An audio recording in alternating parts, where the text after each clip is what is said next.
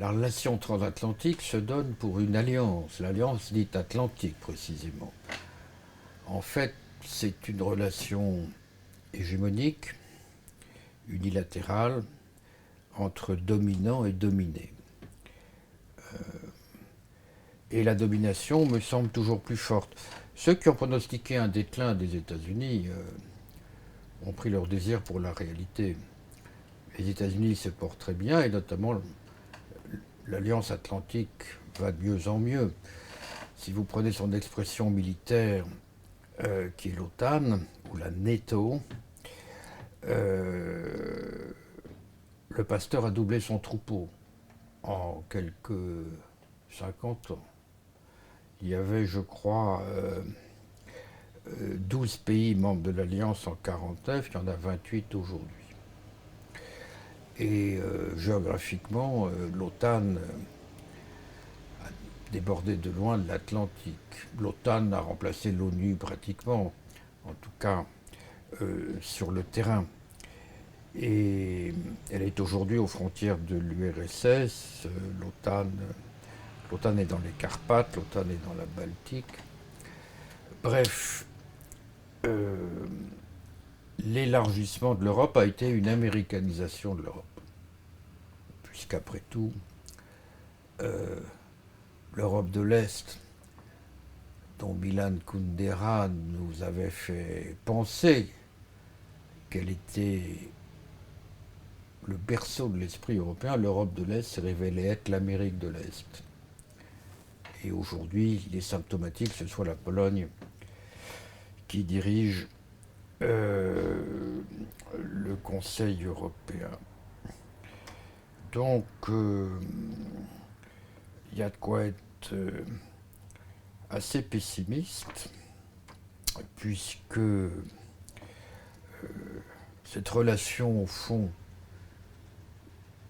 n'est pas seulement entre dominant et dominé, elle est entre désirant et désiré. L'Europe de l'Est, qu'on appelle les PECO, les pays de l'Europe centrale et orientale, souhaitent la domination américaine, ils en ont besoin face à l'Union soviétique. Et le projet de puissance européenne ou même d'autonomie européenne est évidemment, s'avère être une vue de l'esprit. D'autant que les États-Unis sont en train de réussir leur projet qui était de couper l'Europe de la Russie.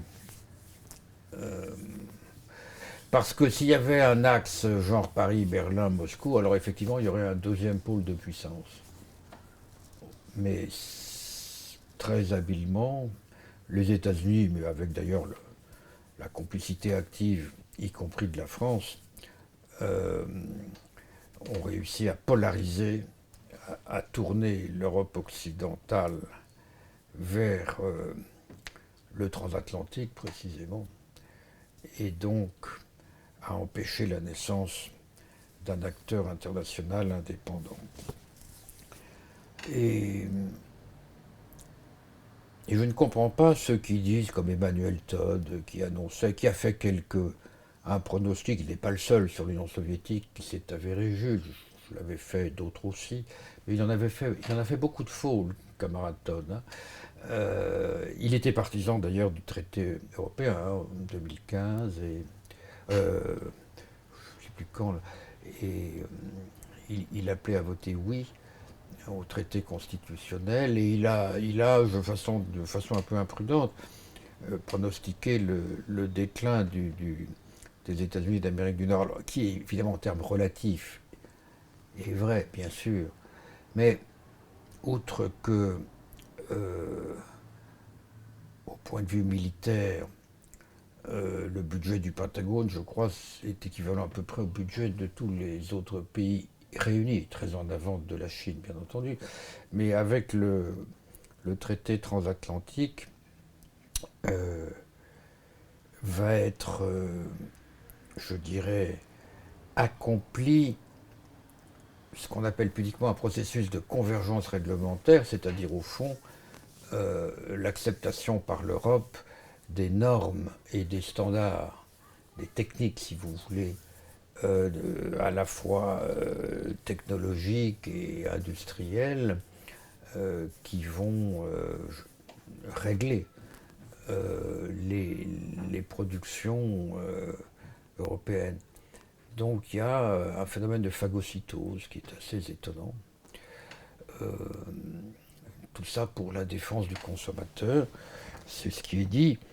Et quand vous pensez à l'extraterritorialité juridique que les États-Unis sont arrivés à produire, c'est-à-dire au fait que un embargo décidé par le Sénat américain est applicable en dehors des frontières. La, la BNP, par exemple, a été, je crois, euh, soumise, punie par une amende de plusieurs milliards de dollars uniquement pour avoir violé un embargo américain. Tout ça sans que les gouvernements européens, et notamment le gouvernement français, ne pipent mot. Hein. Donc vous voyez à quel point on peut dire qu'aujourd'hui, c'est vrai que l'Amérique du Nord n'est plus le seul pôle de puissance, bien entendu, mais parler d'un monde apolaire n'est pas sérieux. Le monde est peut-être multipolaire, mais moi je constate que le monde aujourd'hui n'a jamais été plus américain et l'Amérique n'a jamais été plus mondialisée. D'ailleurs, c'est vrai que c'est la récompense des États-Unis d'être, je dirais, euh, une nation monde qui héberge, qui accueille toutes les diasporas du monde, mais la rançon ou la contrepartie de cette formidable capacité d'assimilation, de cette admirable capacité d'assimilation, euh, c'est l'américanisation de l'intérieur du reste du monde. Euh, c'est ce qu'on appelle le soft power. Le seul fait de parler de soft power, le seul fait qu'aujourd'hui on utilise des mots américains alors qu'il y a 30 ou 40 ans on parlait tout simplement d'hégémonie. Antonio Gramsci parlait d'hégémonie. Monsieur Joseph Nye n'a sans doute pas le quart du quart de la culture de Gramsci, mais aujourd'hui nous pensons dans les termes de Joseph Nye, et puis dans les termes de Gramsci, qui était d'ailleurs, je dirais, de filiation grecque et romaine. Hein. Tous les mots étaient les mots utilisés du vocabulaire politique et des relations internationales. Ils ont changé de continent. Ils sont aujourd'hui de frappe anglo-saxonne et nous les utilisons de l'intérieur. Nous pensons le monde à travers les lunettes de M. Huntington et non de Fernand Braudel, de M. Nye et non de M. Gramsci. C'est vraiment ce pouvoir d'investissement par l'intérieur des mentalités, comme du droit d'ailleurs, ou comme des technologies, c'est vraiment, je dirais, le parachèvement d'une hégémonie. Et si vous ajoutez à cela, last but not least, comme il convient de dire, le fait que la révolution numérique est une révolution américaine, euh, dont la langue et dont les normes sont euh, américains, mais on ne le sait même plus d'ailleurs, parce que c'est le propre, le propre d'une hégémonie, c'est qu'on ne regarde pas les lunettes qu'on a sur le nez, puisqu'on voit à travers.